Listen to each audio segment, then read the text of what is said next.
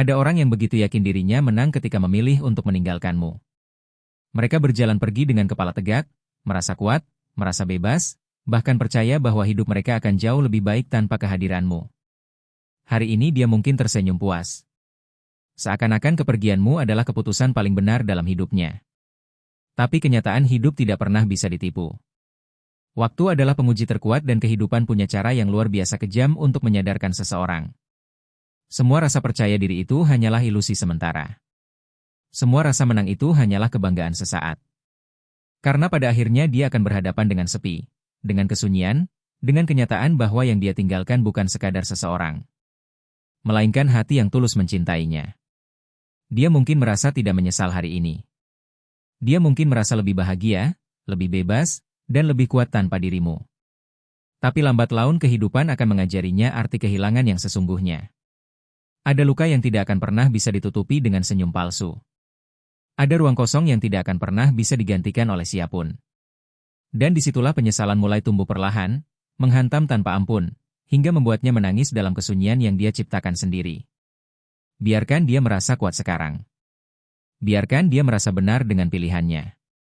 Karena saat kesadaran itu datang, dia akan merasakan apa yang dulu tidak pernah dia hargai. Saat itu barulah dia akan mengerti bahwa meninggalkanmu bukanlah kemenangan, melainkan kehilangan terbesar dalam hidupnya. Hidup akan terus berjalan dan kamu akan bangkit menjadi lebih kuat. Sementara dia suatu hari nanti akan menunduk dalam penyesalan menang menyadari betapa besar kesalahan yang pernah dia lakukan. Ingatlah satu hal, luka akan sembuh, tapi penyesalan akan selalu abadi. Dukung channel ini. Like untuk video ini, komen pengalamanmu, dan subscribe supaya kamu tidak ketinggalan kisah-kisah cinta, rahasia hubungan, dan tips yang bisa mengubah cara pandangmu tentang hati dan perasaan. Sekarang mari kita simak video ini. Musik. Pertama, penyesalan tidaklah instan. Ia tertunda dan di sanalah letak kebingungannya. Setelah hubungan berakhir, yang satu tampak baik-baik saja, tersenyum, sibuk, mengunggah cerita seolah tidak ada luka yang perlu disembunyikan. Sementara itu, kamu terduduk diam, dada terasa berat, pikiran bercabang kemana-mana, bertanya-tanya, bagaimana mungkin seseorang yang begitu dekat kini tampak tidak terguncang sama sekali. Kamu merasa seperti kehilangan segalanya, sementara dia justru terlihat seperti sedang memulai hidup baru. Namun inilah realitas psikologis yang jarang dibahas secara jujur. Penyesalan dalam hubungan tidak selalu datang bersamaan dengan perpisahan. Ia tidak muncul dalam bentuk ledakan emosi di awal, melainkan tumbuh perlahan dalam keheningan jauh setelah komunikasi berhenti. Dalam ilmu neuroscience, kondisi ini dikenal sebagai respons pelepasan bertahap atau temporary emotional detachment. Otak kita, baik laki-laki maupun perempuan kerap mengaktifkan mekanisme pertahanan untuk meredam dampak emosional. Di awal itu bisa terasa seperti kelegaan. Tapi waktu akan menguji apakah kelegaan itu berasal dari kebebasan yang tulus atau sekadar ilusi yang menutupi luka yang belum disadari. Banyak yang terjebak dalam mitos bahwa jika seseorang tidak langsung menyesal maka kamu tidak berarti baginya. Mitos ini tumbuh subur lewat film, lagu, dan budaya populer yang menjanjikan bahwa seseorang akan tersadar tepat setelah kamu pergi. Datang dengan pengakuan, disertai air mata dan permintaan maaf. Sayangnya, kenyataan tidak bergerak secepat naskah film. Dalam kenyataan, penyesalan bukanlah momen dramatis, melainkan proses sunyi. Penyesalan sejati dimulai bukan saat kamu menangis memohon, tapi justru saat kamu berhenti bicara. Ketika kamu tidak lagi hadir, tidak lagi bertanya, tidak lagi mengejar, ketika keheninganmu menjadi satu-satunya jawaban. Dalam filsafat Stoikisme, Marcus Aurelius pernah menulis, waktu mengungkapkan segalanya, kamu tidak perlu membalas. Tunggu saja. Filsuf-filsuf kuno memahami bahwa kejelasan emosional tidak muncul dari konfrontasi, melainkan dari jarak. Kamu tidak perlu membuktikan apapun. Tidak harus menjelaskan, menyindir, apalagi menunjukkan bahwa kamu sedang terluka. Yang perlu kamu lakukan hanyalah berhenti dengan tenang, tanpa drama, dan membiarkan waktu menjalankan tugasnya. Banyak orang ketika memutuskan hubungan sudah mengalami jarak emosional jauh sebelum perpisahan terjadi. Mereka terlihat tenang karena sudah lama mempersiapkan diri. Tetapi itu tidak menjamin mereka kebal terhadap rasa kehilangan. Karena saat kamu berhenti mengulurkan tangan ketika pesan-pesanmu tidak lagi datang dan saat namamu tak lagi muncul di notifikasi realitas mulai masuk perlahan. Awalnya mereka mengira kamu menyerah, tapi minggu-minggu berlalu dan kamu tetap diam. Tidak ada upaya kembali, tidak ada kemarahan, tidak ada rasa bersaing. Yang ada hanyalah keheningan yang semakin berat. Dan pada titik itulah penyesalan mulai membentuk dirinya. Bukan karena mereka tiba-tiba menginginkanmu kembali, tapi karena mereka mulai menyadari satu hal. Kamu tidak lagi bisa diakses. Kamu telah menjadi seseorang yang asing, seseorang yang bisa hidup tanpanya, seseorang yang tidak hanya pergi secara fisik, tapi juga telah menyembuhkan dirinya secara emosional dan spiritual. Ketidakhadiranmu meninggalkan ruang kosong yang tak bisa diisi ulang dan itu menghantam jauh lebih dalam dibandingkan kata-kata atau perdebatan. Momen-momen itu tidak akan diumumkan dengan jelas. Kamu tidak akan mendengar aku menyesal secara langsung. Tapi kamu akan merasakannya dalam pesan yang tiba-tiba muncul tanpa konteks. Dalam reaksi berlebihan terhadap hal-hal kecil, dalam usaha tak kasat mata untuk kembali memasuki duniamu. Namun saat itu terjadi kamu sudah terlalu jauh.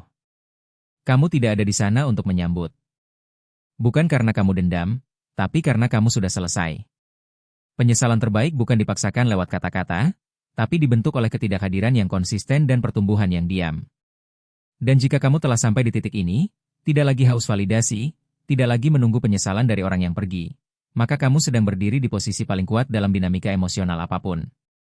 Jika kamu siap membiarkan waktu dan keheningan bekerja untukmu tanpa perlu memainkan peran korban atau pahlawan, tekan tombol suka berlangganan, aktifkan notifikasi dan tuliskan di komentar, aku bukan kehilangan. Aku adalah pelajaran yang tak terulang. Nomor 2, yang ia tinggalkan bukanlah dirimu yang sekarang. Bukan versi dewasa dan sadar yang kamu perjuangkan hari ini. Dia tidak meninggalkan pribadi yang matang, berdaya, dan tahu arah hidupnya. Dia meninggalkan dirimu yang lama, yang masih dipenuhi luka terbuka yang memberi tanpa batas, yang terlalu banyak berharap tapi tak tahu cara menetapkan standar. Ini adalah realitas yang sering luput dipahami. Seseorang tidak meninggalkan kamu hari ini. Mereka meninggalkan kamu yang dulu. Dan jika kamu tumbuh setelah kepergiannya, maka ia tidak pernah benar-benar tahu siapa kamu sebenarnya. Inilah daya ungkitmu. Kebanyakan orang percaya mitos yang merusak ini. Jika dia meninggalkanmu, berarti kamu tidak cukup. Mitos ini tertanam dari budaya populer, dari film yang menggambarkan hubungan sebagai ajang penilaian instan. Tapi faktanya manusia itu dinamis. Kita berubah, kita belajar, kita bangkit. Jadi saat seseorang pergi, mereka pergi dari versi dirimu saat itu. Bukan dari potensi, bukan dari masa depan. Dan jika kamu serius menata diri, maka orang yang dia tinggalkan hanya akan menjadi bayang-bayang dari siapa kamu sekarang. Mari kita ambil contoh langsung. Dulu kamu mungkin akan langsung membalas pesannya dengan panik. Kamu akan mengunggah sesuatu hanya untuk menarik perhatiannya, berharap dia menyadari keberadaanmu lagi. Tapi sekarang kamu tidak bereaksi, kamu tidak lagi bergerak untuk dilihat. Segala pencapaianmu, langkahmu, dan pertumbuhanmu tidak lagi dibuat untuk membuktikan siapapun salah. Kamu tidak beroperasi dari ego. Kamu membangun dari pondasi. Kamu bukan lagi produk dari rasa sakit, tapi hasil dari kesadaran. Dalam prinsip stoikisme, Epictetus berkata, jangan jelaskan dirimu kepada siapapun. Biarkan tindakanmu yang berbicara. Ini adalah kekuatan tenang dari seseorang yang benar-benar pulih. Kamu tidak perlu mengumumkan perubahanmu, tidak perlu pamer kesuksesan. Karena sejatinya keberhasilan yang paling menusuk bukanlah yang ditampilkan, tetapi yang tidak bisa diakses oleh orang yang dulu menyia-nyiakanmu. Secara psikologis, perubahan itu bukan kosmetik, itu transformasi mendalam. Neuroscience menunjukkan bahwa ketika kamu menciptakan rutinitas baru, membangun identitas baru, dan menyusun ulang fokusmu ke dalam, kamu menciptakan jalur neural baru dalam otakmu. Ini bukan sekadar melupakan mantan. Ini adalah pengkodean ulang makna dari hubungan itu sendiri. Kamu berhenti menjadi orang yang membutuhkan validasi. Kamu menjadi seseorang yang hidup dari nilai, bukan dari kekurangan. Dan di titik inilah penyesalan mulai muncul dari sisi lain. Tapi bukan karena kamu memamerkan kesuksesan. Justru sebaliknya. Penyesalan muncul saat dia menyadari satu hal. Dia tidak bisa menjangkau siapa kamu sekarang. Pribadi yang ia tinggalkan adalah seseorang yang mungkin akan menunggu, memohon, berharap. Tapi pribadi yang kamu bentuk hari ini, dia tidak menunggu siapapun. Dia tidak menjelaskan keputusannya. Dia tidak membawa beban emosi yang tidak lagi berguna dan itulah yang paling sulit diterima. Batinnya mungkin berbunyi seperti ini. Kok dia gak pernah nyapa lagi? Dia beneran udah move on. Dulu dia begitu peduli. Sekarang seperti nggak kenal. Tapi kamu sudah di tempat yang berbeda dan kamu tidak perlu menjawab karena mari kita luruskan. Dia tidak kehilanganmu saat dia pergi. Dia kehilanganmu saat kamu memutuskan untuk tidak menjadi orang yang sama lagi. Perubahanmu bukan sekadar balas dendam. Itu warisan. Warisan dari seseorang yang memilih untuk tumbuh bahkan setelah ditinggalkan. Jika kamu merasa ini mencerminkan perjalananmu dan kamu siap melanjutkan hidup dengan kekuatan yang tak perlu dibuktikan ke siapapun, tekan tombol suka, subscribe, aktifkan notifikasi, dan tulis di komentar. Aku tidak dibentuk oleh penolakan. Aku dibentuk oleh keputusan untuk tidak berhenti di sana. Nomor 3, diam setelah putus cinta bukanlah kelemahan. Ia adalah tekanan psikologis yang terukur. Dalam banyak hubungan yang berakhir, satu pihak berharap akan ada reaksi emosional. Mereka menanti ledakan, drama, serangan balik. Harapan tersembunyi itu muncul karena emosi sering dijadikan barometer nilai diri. Semakin besar respons yang kamu tunjukkan, semakin berarti hubungan itu dianggap. Tapi ketika kamu memilih diam, tidak membalas, tidak menuntut penjelasan, tidak mengunggah sindiran, bahkan tidak menunjukkan bahwa kamu sedang terluka, disitulah tensi mulai meningkat. Keheninganmu menjadi ruang kosong yang tak bisa dikendalikan. Dan bagi sebagian orang itu lebih menyakitkan daripada teriakan. Mitos yang perlu dihancurkan di sini adalah ini. Kalau kamu diam, artinya kamu lemah dan masih menyimpan luka. Mitos ini keliru secara fundamental. Diam bukan tanda kekalahan. Diam adalah strategi. Dalam psikologi, keheningan dipahami sebagai bentuk deregulasi ekspektasi. Artinya, kamu mencabut hak seseorang untuk mengontrol narasi emosionalmu. Neurosin mendukung hal ini. Ketika seseorang tidak mendapatkan umpan balik emosional, otaknya mengalami ambiguitas sosial yang memicu area kecemasan, khususnya pada sistem limbik. Ini bukan tebakan, ini rekaman biologis yang nyata. Ketidaktahuan tentang apa yang kamu pikirkan dan rasakan menciptakan tekanan internal yang lebih besar daripada konfrontasi terbuka. Secara stoik, Marcus Aurelius pernah menulis, jangan terganggu oleh hal-hal luar karena kekuatan sejati ada dalam kendali terhadap diri sendiri. Dan keheningan setelah putus bukan sekadar tindakan diam, tetapi ekspresi kendali mutlak atas respons emosionalmu. Bukan karena kamu tidak punya kata-kata, tapi karena kamu tahu tidak semua hal layak dijelaskan. Kamu tidak diam karena tak sanggup. Kamu diam karena memilih untuk tidak ikut serta dalam permainan emosi yang kosong. Di sisi lain, diam bukanlah nihil. Justru ia menciptakan kekosongan yang harus diisi oleh imajinasi orang yang meninggalkanmu. Ini adalah kekuatan psikologis yang sering diremehkan. Saat kamu berhenti bereaksi, kamu memaksanya berpikir. Apakah dia sudah melupakan aku? Apakah dia sedang bersama orang lain? Mengapa dia tidak mengatakan apa-apa? Dan saat pikiran itu bergulir tanpa jawaban, keheninganmu berubah menjadi cermin. Cermin yang memantulkan bukan kamu, tapi dia dengan semua keputusannya, egonya, dan kehilangan yang dia belum sepenuhnya sadari. Ini bukan tentang permainan diam demi balas dendam. Ini tentang kekuasaan atas dirimu sendiri.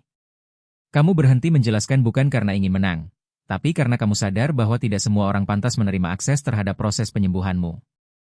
Contohnya jelas, kebanyakan orang setelah putus akan mengunggah story menyindir, mengirim pesan panjang, atau menunjukkan bahwa mereka baik-baik saja sebagai bentuk kompensasi. Tapi yang kamu lakukan tidak ada, tidak pamer, tidak menjelaskan, tidak sibuk menunjukkan bahwa kamu move on. Kamu hanya benar-benar hilang. Dan disitulah letak tekanannya. Ketika seseorang yang dulu kamu kenal luar dalam, tiba-tiba menjadi asing, senyap, dan tak terjamah secara emosional. Di saat itulah realitas menghantam pelan-pelan. Bukan seperti tamparan, tapi seperti kabut yang perlahan masuk ke dalam dan mengaburkan semua kepastian yang dia punya tentang kamu. Punchnya sederhana. Keheningan bukan penarikan diri. Itu dominasi. Diam bukan bentuk menyerah, tapi bukti bahwa kamu tidak lagi bermain dalam medan yang sama. Ini bukan tentang menunjukkan bahwa kamu tidak butuh dia. Ini tentang benar-benar tidak membutuhkannya. Maka ketika kamu memilih untuk diam, kamu tidak sedang mengabaikan. Kamu sedang memindahkan kekuasaan dari luar ke dalam. Dan ketika kamu benar-benar menguasai dirimu sendiri, saat itulah dunia luar mulai kehilangan kuasanya atas kamu. Jika kamu sampai di titik ini dan mulai memahami bahwa kekuatan bukan selalu berarti bersuara lebih keras, tapi kadang justru diam dengan penuh kendali, maka kamu sedang memasuki fase emosional yang lebih tinggi. Tekan tombol suka berlangganan, Aktifkan lonceng notifikasi dan tuliskan di komentar. Diamku bukan kelemahan. Itu adalah ketidaktergantungan yang tidak bisa disentuh. Nomor 4. Waktu ditambah ketidakhadiran sama dengan keraguan. Pada awalnya orang yang meninggalkanmu akan merasa yakin. Yakin bahwa kepergiannya adalah langkah yang paling benar. Bahkan mungkin merasa menang berpikir bahwa jika suatu saat ia berubah pikiran, kamu masih akan ada di tempat yang sama. Narasi seperti itu bukan pengecualian, tapi pola. Banyak orang mengatasi perpisahan dengan menulis ulang cerita. Menjadikan diri mereka pahlawan yang berani pergi, dan menjadikanmu tokoh yang akan tetap tinggal. Tapi waktu punya cara brutal untuk menguji kebenaran cerita itu. Terutama ketika kamu tidak hanya pergi secara fisik, tapi juga secara emosional. Kamu tidak menyimpan dendam. Kamu hanya berevolusi bahwa ketidakhadiranmu akan membuat mereka lupa. Ini keliru. Dalam dunia nyata, otak manusia tidak bekerja seperti saklar. Menurut neuroscience, ketidakhadiran bukan membuat otak berhenti memproses, tapi justru memicu peningkatan aktivitas di area otak yang mengelola kecemasan dan imajinasi, khususnya saat ekspektasi sosial tidak terpenuhi. Artinya ketika kamu menghilang tanpa keributan, tanpa drama, tanpa pertunjukan, otaknya mulai bekerja lebih keras untuk mengisi kekosongan narasi dan kekosongan itu tidak bisa ia kendalikan. Secara psikologis, ini disebut disruption of cognitive closure. Keadaan ketika seseorang tidak mendapat akhir cerita yang memuaskan dan akibatnya pikirannya terus berputar. Mereka mulai bertanya, apa aku mengambil keputusan yang benar atau kenapa dia benar-benar diam atau bagaimana kalau aku salah? Dan dari pertanyaan-pertanyaan kecil itulah keraguan mulai menyelinap. Stois punya cara memandang ini dengan tenang. Epictetus berkata, jangan terlalu peduli tentang bagaimana kamu dikenang oleh orang lain. Fokus pada bagaimana kamu hidup. Ini bukan tentang membuat mereka ragu. Ini tentang kamu menjalani hidupmu tanpa izin siapapun.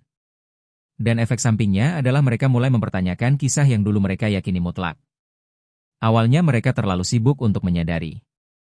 Mungkin ada sosok baru, mungkin ada pelarian lewat teman, pesta, atau validasi sosial lainnya.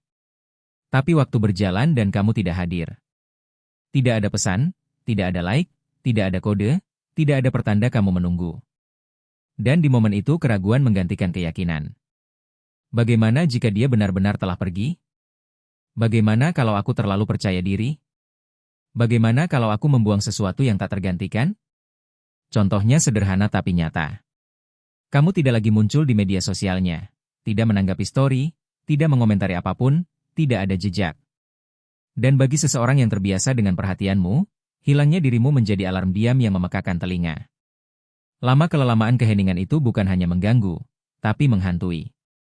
Dan inilah yang paling menusuk. Kamu tidak harus membalas apapun. Ketidakhadiranmu sudah cukup untuk membalik naskah. Ketika kamu menarik kembali energimu, ketika kamu berhenti menjadi sumber emosi, kamu bukan hanya menyelamatkan diri, kamu juga mencabut satu-satunya ilusi yang mereka pegang bahwa kamu akan selalu ada. Bahwa kamu adalah cadangan yang bisa mereka panggil kembali kapanpun. Tapi sekarang narasinya berubah. Mereka yang dulu merasa memiliki kendali, kini terduduk dalam sunyi. Bukan karena kamu menyerang, tapi karena kamu tidak lagi hadir.